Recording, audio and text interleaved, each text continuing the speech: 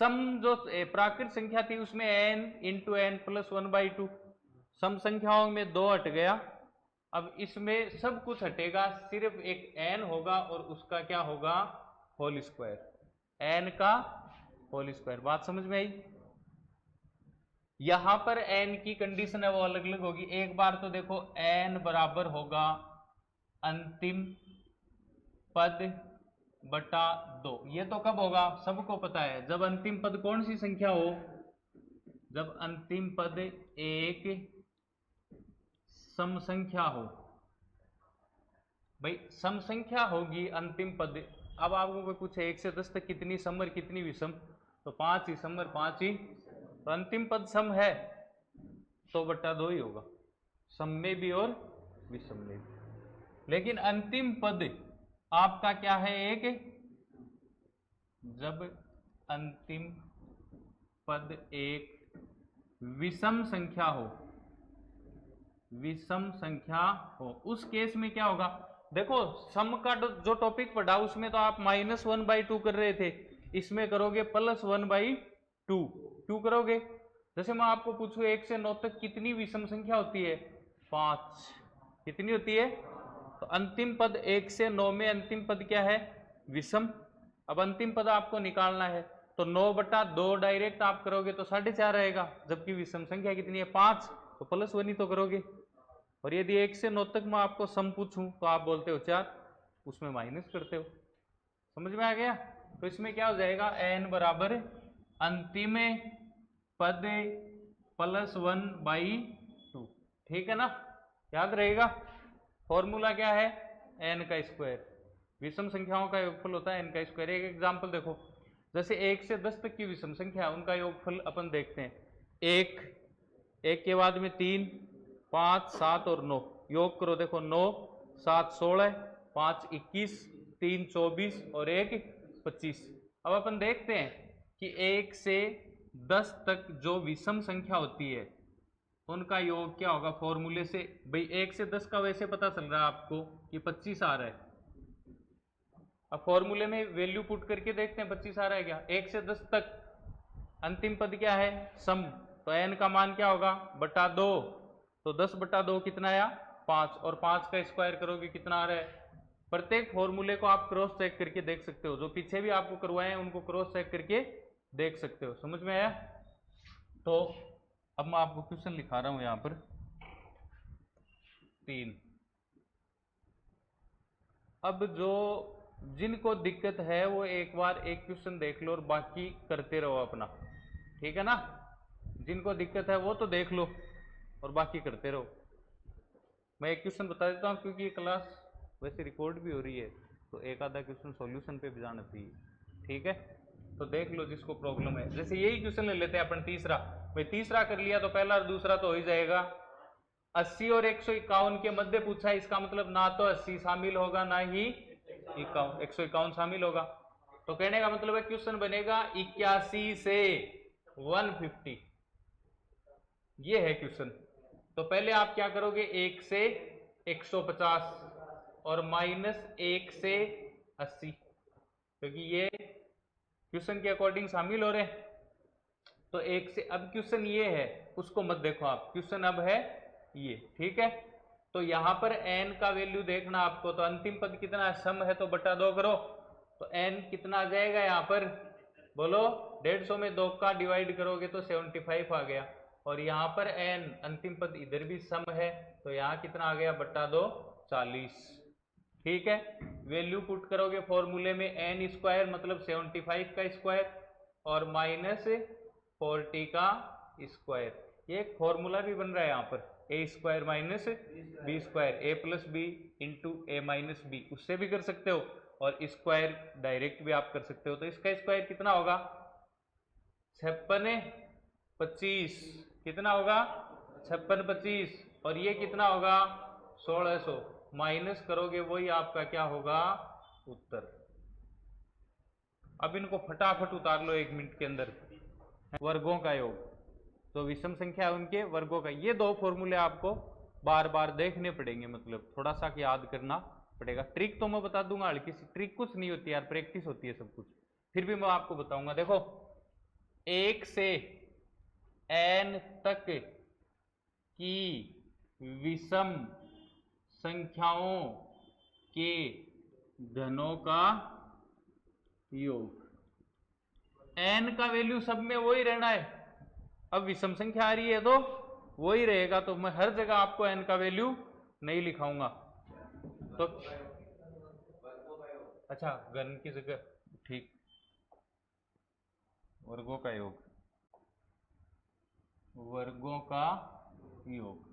तो इसका फॉर्मूला क्या होता है? देखो, इसका फॉर्मूला होता है n into 4n square minus 1/, थोड़ा सा हार्ड है ना, ये किसी से रिलेट नहीं करता है, याद रख लेना। देखो, एक ही फॉर्मूला है जिसमें 4 और 3 आ रहे हैं। आपके जो 9 फॉर्मूले हैं ना, उसमें 4 और 3 एक ही फॉर्मूले में आएंगे। बाकी चीज आपको याद रखनी है, n into N square minus 1/, n into 4n square minus 1/3। 4 और 3 इसी फॉर्मूले में आएंगे। बाहर n, अंदर n स्क्वायर माइनस 1, और 4 और 3 ये 4 यहाँ मल्टीप्लाई में 3 पूरे की डिवाइड में होगा। ठीक है, n बराबर अंतिम पद कब होगा? जब सम हो। n बराबर अंतिम पद बाई 2 कब होगा? जब सम हो अंतिम पद। और प्लस 1/2 कब होगा? जब विषम हो। ठीक है, वही 3 क्वेश्चन।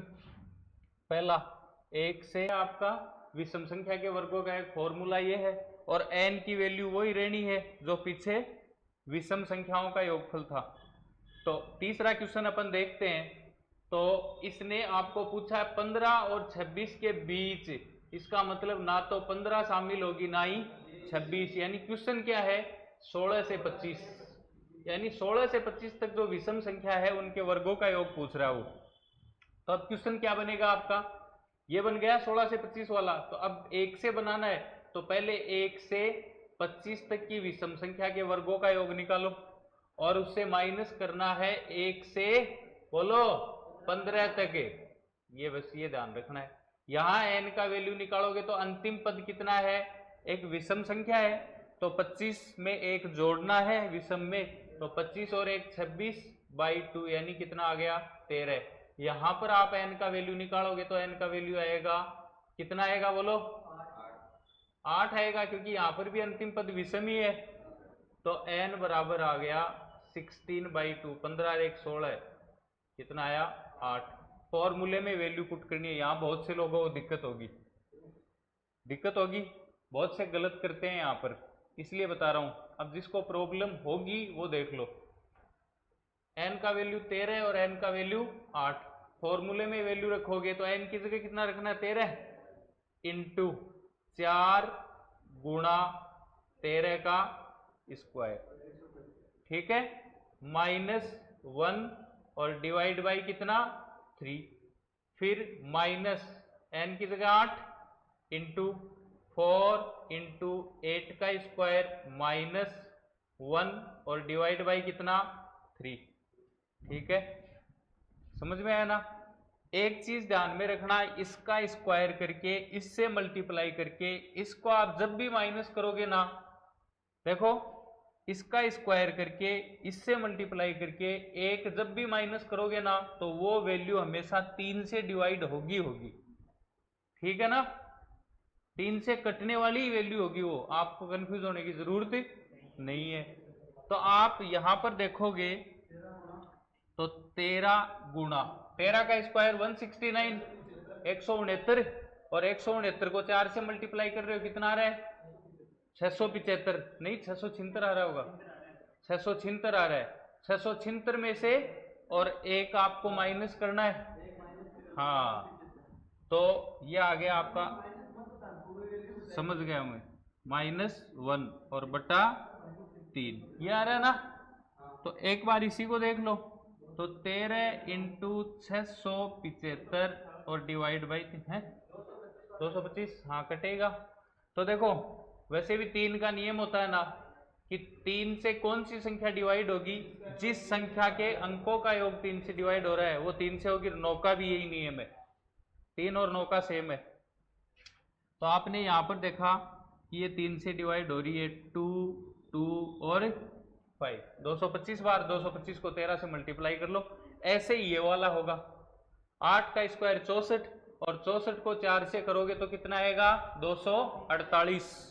248 आएगा 256 है, अरे 256 है, और 256 में से क्या माइनस करना है, 1। 256 माइनस 1 255, और 255 हमेशा 3 से डिवाइड होता है। समझ में आ गया?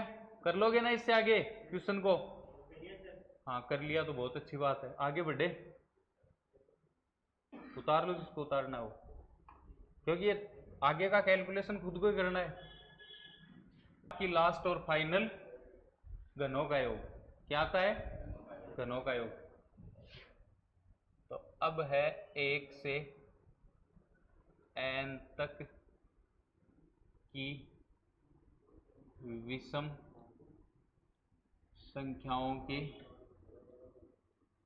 घनों का योग। इसका फॉर्मूला क्या होगा, देखो इसको समझना फॉर्मूले को। इसका फॉर्मूला होगा n इंटू 2n स्क्वायर और माइनस 1। देखो उसमें क्या था, n into 4n square minus 1 और बट्टा 3। इसमें n इंटू 4 की जगह तो हो जाएगा 2 और बट्टा 3 रिमूव हो जाएगा, हट जाएगा। ठीक है, यहां पर भी n बराबर अंतिम पद बटा 2, कब, जब सम संख्या और विषम हो तो +1 बटा 2। समझ में आ रही है ना बात? वही 3 क्वेश्चन। पहला 1 से 13 तक की विषम संख्याओं के घनों का योग। 1 की पावर 3, 2 की पावर 3, सॉरी 3 की पावर 3 है, 3 की पावर 3, 5 की पावर 3 और 13 की पावर 3, इनका योगफल। और दूसरा क्वेश्चन है 7 से 14 तक आने वाली विषम संख्याओं के घनों का योग। और जो तीसरी टाइप है आपकी वो है 16 के मध्य आने वाली विषम संख्याओं के घनों का योग। 8 और 16 के बीच में, अब मेरे को बताओ 8 और 16 के बीच में क्वेश्चन क्या बनेगा, 9 से 15। पहले कहां से कहां तक, 1 से 15 तक है यार, टॉपिक पूरा होने जा रहा है, फिर वही आपके 1 से 15 तक माइनस 1 से 8। ठीक है, यहां n बराबर क्या होगा, विषम है तो +1 बटा 2 कर दो, तो 15 में एक जोड़ा 16, 16 बटा 2 कितना आया 8। यहां n बराबर क्या होगा, सम है तो डायरेक्ट बटा 2 करो, कितना आ गया 4। फॉर्मूले में n की जगह आपको एक जगह 8 रखो, एक जगह 4। चलो इस क्वेश्चन को पूरा करते हैं अपन। फॉर्मूला क्या है, n into 2n square minus 1, तो वैल्यू एक बार 8 रखोगे एक बार 4, तो 8 इंटू 2 इंटू 8 का स्क्वायर माइनस 1, फिर पूरे में से माइनस क्या करना है, ये 4 वाला टर्म, तो 4 इंटू 2 इंटू 4 का स्क्वायर माइनस 1, मल्टीप्लाई करो। देखो 8 का वर्ग कितना होता है 64, 64 को 2 से मल्टीप्लाई करोगे 128, 128 से -1 करोगे 127, तो 8 इंटू 127 माइनस 16, 4 का वर्ग 16, 2 से मल्टीप्लाई करोगे 32, -1 31, और 31 इंटू 4, तो 127 को 8 से करोगे तो ये आ गया 6, और 8 दूनी 16 और 5 21, और 8 2 10, 1016 ही आ रहा है ना, 1016 ही तो आएगा। और -31 इंटू 4 124 होता ही है, आप इसको इससे माइनस कर लो और आपके पास उत्तर आ जाएगा ये कितना 992, सॉरी 892 आएगा, 124 है नहीं 892 आ जाएगा। उत्तर कितना आ गया 892।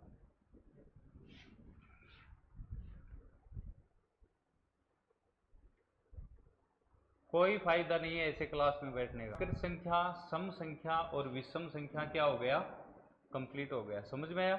अब देखो 2 डिजिट की जो संख्या थी, 2 अंकों की संख्या थी, उनका मल्टीप्लाई या गुणनफल करना बताया था मैंने आपको, वो तो सीख गए हो। अब 3 अंकों का और कर लेते हैं क्योंकि कैलकुलेशन में काम में आएगा। और आप एसएससी का एग्जाम दे रहे हो, लगभग 3 अंकों की संख्या तक का मल्टीप्लाई काम में आता है। बाई द वे कभी कभार 4 का आ जाए, वो तो आपकी किस्मत है, वो तो अलग बात है। बाकी बैंक के अंदर कैलकुलेशन का ज़्यादा यूज होता है। समझ में आ गया। तो 3 डिजिट की जो संख्या है उनका मल्टीप्लाई सीधा कैसे करते हैं अपन, वो सीखेंगे अभी। मिटाऊंगे इसको, हाँ ऐड ही करेंगे, मिटाने का मतलब ऐड से ही समझा करो। देखो 3 डिजिट की जो संख्या होती है, कितनी होती है 3 डिजिट की संख्या, 3 अंकों की संख्या कितनी होती है, अरे 2 अंकों की 90, 3 अंकों की 900, 4 अंकों की 9000, 5 अंकों की 90000, ठीक है ना। ऐसे बढ़ते जाओ, जीरो बढ़ाते जाओ आगे आगे। समझ में आ रही है बात भाई। 3 अंकों की सबसे छोटी 100 और सबसे बड़ी 999, यही तो होती है। इनको आपस में मल्टीप्लाई जल्दी कैसे करेंगे तो वो थोड़ा सीख लो। 3 अंकों की संख्या, 3 अंक की संख्या का मल्टीप्लाई गुणा। तो एक बार देखना, थोड़ा मैं एक अलग ढंग से आपको बता रहा हूं। जैसे एक 3 अंकों की संख्या ABC, कौन सी है, इसको आपको मल्टीप्लाई करना है x, y और z से। इससे मल्टीप्लाई करना, आपको क्या करना है, मल्टीप्लाई। तो जल्दी कैसे करेंगे, तो एक इसका एक स्ट्रक्चर है वो ध्यान में रखो। जैसे 2 अंकों की संख्या कितना था, साइड में 2 लाइन, बीच में एक क्रॉस। इसके अंदर में भी साइड में 2 लाइन, उसमें एक क्रॉस था ना, इसमें क्रॉस को बढ़ा के कितना कर दो, डबल, ठीक है। और एक करना है आपको ट्रिपल क्रॉस। क्या करना है, ट्रिपल क्रॉस, ठीक है ना। 3 अंकों की संख्या तो बीच में ट्रिपल क्रॉस, साइड में डबल क्रॉस और सबसे अंत में डबल लाइन है, सिंगल लाइन है, सॉरी, ठीक है। अब देखो मल्टीप्लाई कैसे करते हैं पहले समझना। A है, B है, C है, X है, Y है और Z है। मल्टीप्लाई इधर से ही तो करते हैं, तो आप भी इधर से ही शुरू करना। तो इस लाइन का मतलब क्या समझ में आ रहा है ना सबको। C को किससे मल्टीप्लाई करना है, Z से। मैं लिख देता हूं यहां पर, इस लाइन का मतलब है C इंटू Z, ठीक है, समझाने के लिए। फिर क्या आया, क्रॉस। क्रॉस का मतलब क्या है, ये इससे और ये इससे, भाई इधर से चलना आपको, ठीक है ना। तो क्रॉस का मतलब हो गया इसको इससे करो और इसको इससे। तो क्रॉस का मतलब हो गया B इंटू Z और प्लस, ये हमेशा क्या होगा, प्लस होगा, C इंटू वाई। एक बार देखने में बड़ा लगेगा, करेंगे तो बड़ा नहीं होता है, क्योंकि पहले वाले जिन्होंने किया उनको पता है इस चीज का। फिर आता आपका ट्रिपल क्रॉस। ट्रिपल क्रॉस का मतलब क्या है, ट्रिपल क्रॉस का मतलब ये है,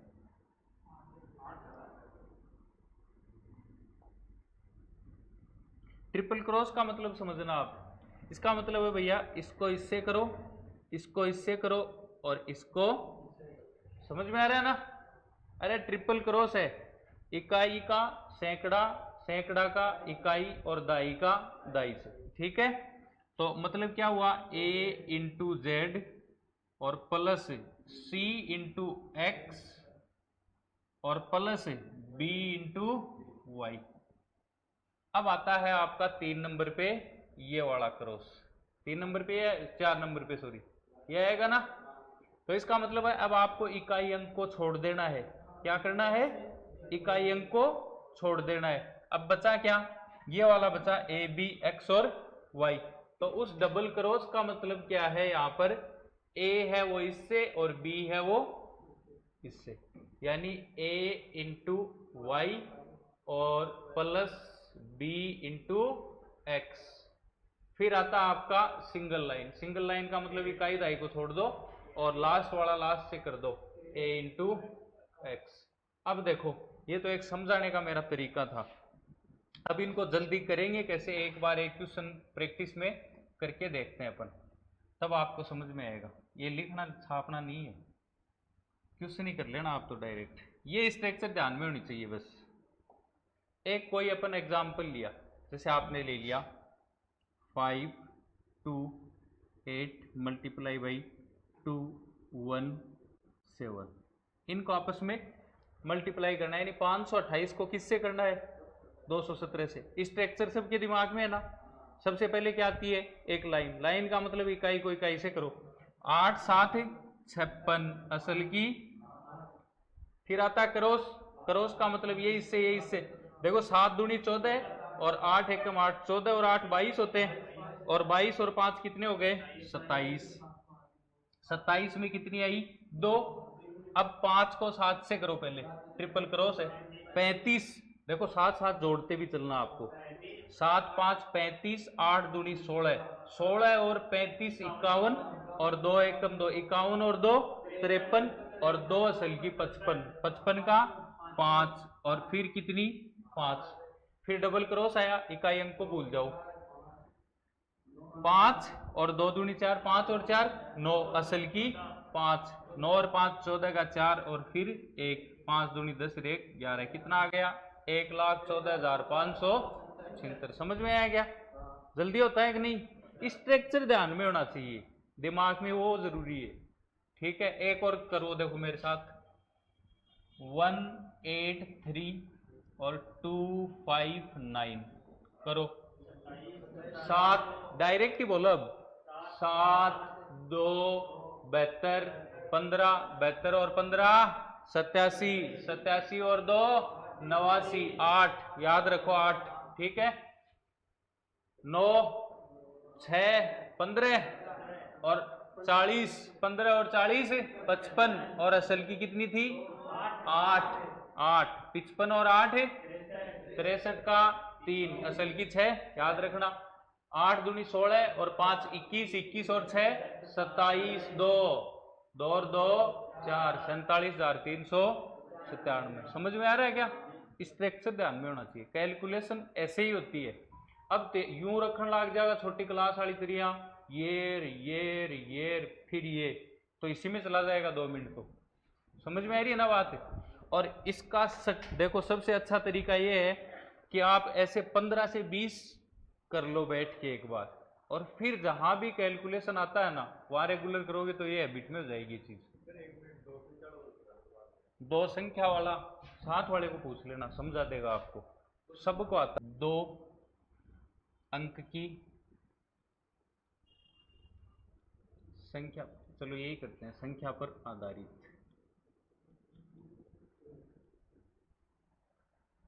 हाँ ठीक है, हेडिंग डाल लो, एक पहले हेडिंग डालो, 2 अंक की संख्या पर आधारित।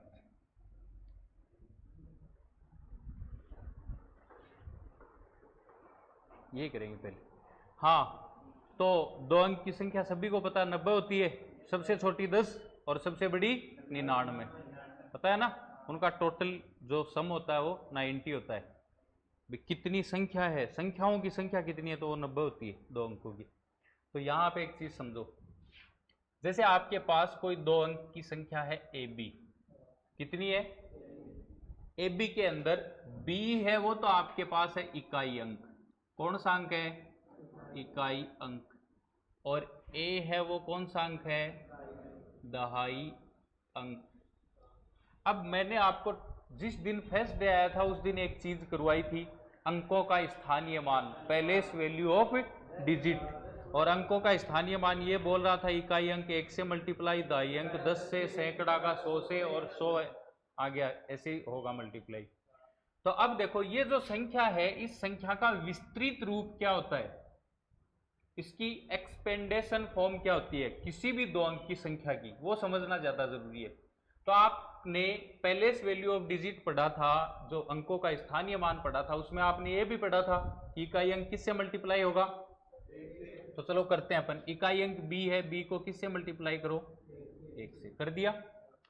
फिर आप क्या करो कि जो दाई का अंक है और इकाई का अंक है उन दोनों को आपस में ऐड कर दो, क्या कर दो ऐड कर दो, प्रूव करके देखेंगे अपन ऐसा होता है क्या। फिर जो दाई का अंक है वो किससे मल्टीप्लाई होगा 10 से, तो आपने ऐसा किया तो ये संख्या कुछ यूं दिखाई देने लग गई 10a प्लस b, और ये कई बार एग्जाम में पूछता है, यदि एक संख्या ए बी है तो उसका विस्तृत रूप निम्न में से होगा, 4 ऑप्शन देगा आपको, तो किसी भी संख्या का विस्तृत रूप यही होता है 2 अंकों की संख्या। ठीक है, समझ में आई इतनी बात? अब देखो एक एग्जाम्पल से समझ लो। इसका मतलब ये है कि इस संख्या को चाहे आप ए बी बोलो चाहे 10a + b बोलो, बात एक ही है और होती भी ऐसे ही है।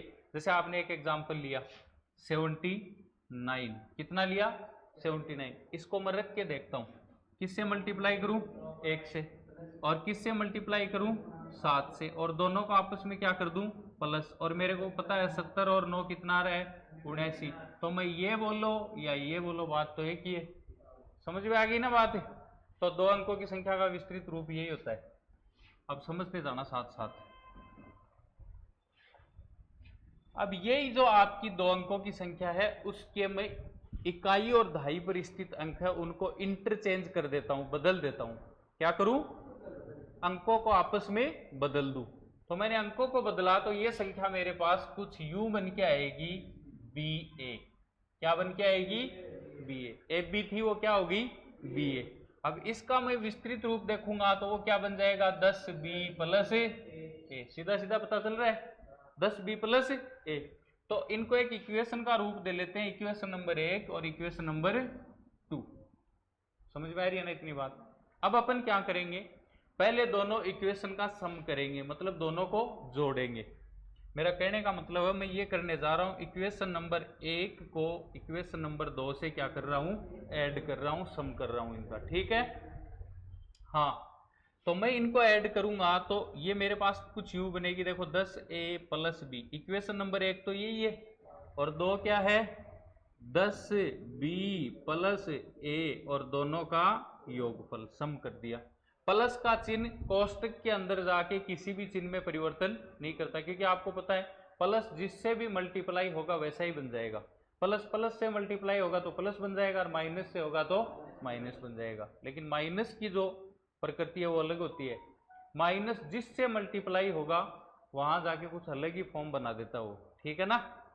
तो देखो ये क्या होगा 10A + B, अंदर परिवर्तन बिल्कुल नहीं है तो क्या बन गया 10B + A। तो देखो 10A तो ये और 1A, ये कितने A हुए 11A, अरे 10 और 1 11A, और B भी कितने हो गए 11B। अब इन दोनों के अंदर जो समीकरण नंबर 3 है, इक्वेशन नंबर 3 है, उसमें कुछ कॉमन दिखाई दे रहा है क्या आपको? 11 दिखाई दे रहा है। कॉमन वो होता है जो प्रत्येक पद में स्थित होता है। तो 11 में कॉमन लूंगा तो मेरे पास बचेगा A + B। अच्छा, कॉमन लेने पर ये ऐसा क्यों होता है, इसको भी आप ध्यान रखना। जो चीज आप कॉमन लेते हो ना उसका प्रत्येक पद में भाग दिया जाता है। तो देखो मैंने इन दोनों में से 11 कॉमन लिया तो 11 का भाग में इसमें दिया तो 11 से 11 कैंसिल आउट, क्या बचा? इधर दिया तो कैंसिल आउट, क्या बचा? समझ में आ गया? तो मेरे पास एक इक्वेशन निकल के आई 4 नंबर ये। अब मैं आगे बताने से पहले यहीं से आपको कुछ चीजें समझाना चाह रहा हूं। इसमें 2 अंकों की जो संख्या होती है, कोई भी संख्या ले लो आप, उस संख्या को पलट दो और पलटने से जो संख्या बनेगी उन दोनों संख्याओं को आप जोड़ो। जोड़ने से जो परिणामी संख्या प्राप्त होगी वो हमेशा ही 11 से पूर्णतया विभाजित होगी। समझ में आई बात? मैंने क्या बोला कि 2 अंकों की कोई भी आप संख्या लो। फॉर एग्जाम्पल आपने ले ली, बोलो कोई भी संख्या बोलो 2 अंकों की, 23 ले ली मैंने। अंकों को पलटा, कितनी बनी 32। दोनों संख्याओं को जोड़ दो, दोनों संख्याओं को जोड़ दो, 3 और 2 5, और 3 और 2 5। बताओ 55 11 से पूर्णतया विभाजित होगी कि नहीं? कोई भी ले लो आप 2 अंकों की संख्या। जैसे आपके मन में आ रहा होगा कि 99 ले लेते हैं, तो ये तो बननी भी 99 ही है, और ये कितनी होगी योग करोगे तो 198। 11 से पूर्णतया विभाजित होगा कितनी बार? 18 टाइम। समझ में आई? 2 अंकों की कोई भी संख्या ले लो आप अपनी मर्जी से। समझ में आ रहा है क्या? और बताऊं कोई एग्जाम्पल? 10 ले लो, 10 को आपने इंटरचेंज किया है, क्या बन गई 1, क्या बन गई? अरे 11 नहीं 1, अच्छा ठीक है 11 होगी। 11 किससे विभाजित होगी? 11 से। हो रही है ना पूर्णतया? तो दो अंकों की कोई भी संख्या हो उनको आपस में इंटरचेंज करो और उसके बाद दोनों को आपस में सम कर दो दोनों का, और जो परिणामी संख्या होगी वो हमेशा 11 से विभाजित होगी। तो अब आप यहां से लेकर यहां तक उतारो इक्वेशन नंबर 4 तक, फिर लगाओ एक नोट यहां तक उतारने के बाद। जल्दी करो थोड़ा, नोट लगा ही लिखो, ये रिकॉर्ड कर लेना भाई। नोट में लिखो दो अंकों की कोई भी संख्या,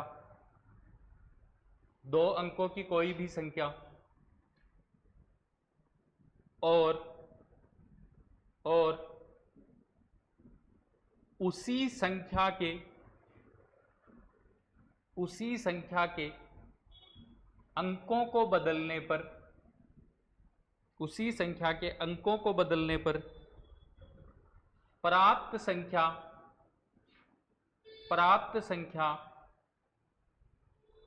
को पहले वाली वास्तविक संख्या में जोड़ने पर, पहले वाली वास्तविक संख्या में जोड़ने पर, या यूं भी लिख सकते हो पहले वाली संख्या में जोड़ने पर जो परिणामी संख्या प्राप्त होगी, जो परिणामी संख्या प्राप्त होगी, जो परिणामी संख्या प्राप्त होगी वो हमेशा 11 से पूर्णतया विभाजित होगी, वो हमेशा 11 से पूर्णतया विभाजित होगी।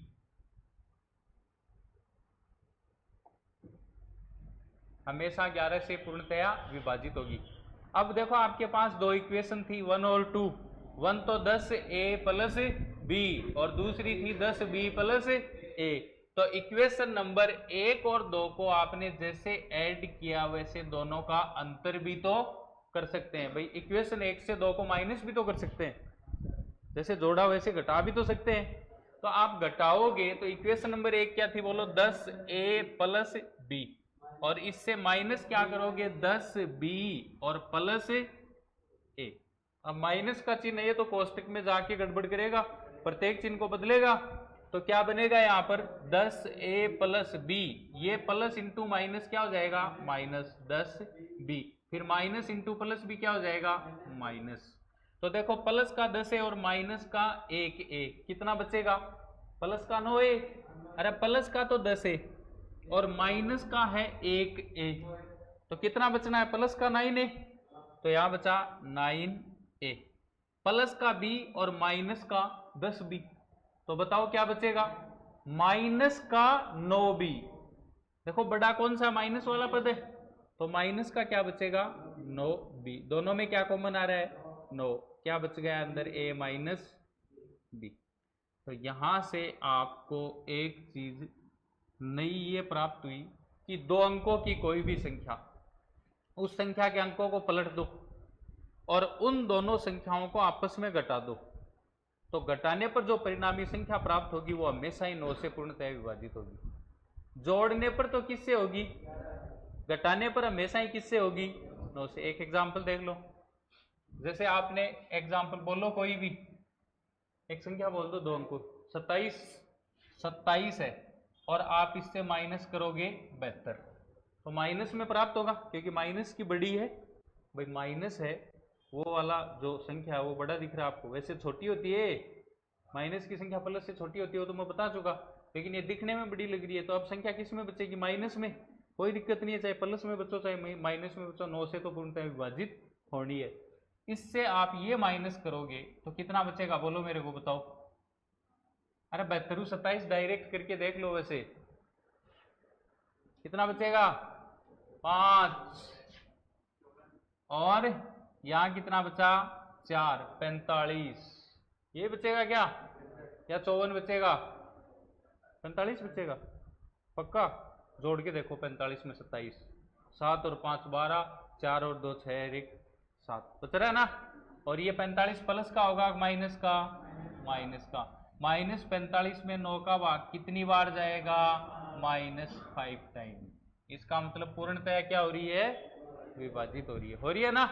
और ले लो कोई एग्जांपल, जैसे आप 10 ले लिया, 10 लिया तो संख्या क्या बनी 1 बनी, और 10 में से 1 गया कितना बचा 9, और 9 से 9 तो विभाजित हो ही रहा है। कोई भी ले लो आप, आपने 33 ले ली, कितनी ले ली 33, और माइनस किया तो कितनी बनी 33। परिणामी संख्या क्या प्राप्त हुई 0, और 0 में तो दुनिया की किसी भी संख्या का भाग दे दो हमेशा वैल्यू 0 आएगी, खुद को छोड़कर। 0 खुद से डिवाइड नहीं होता है, खुद से डिवाइड होगा तो उसका मान अपन परिभाषित ही नहीं कर सकते, इनफाइनाइट वैल्यू आती है। लेकिन बाकी दुनिया की प्रत्येक संख्या का पूरा पूरा 0 बार भाग जाता है। समझ में आया? तो यहां तक उतारो और फिर लिखो एक नोट। उतार लीजिए।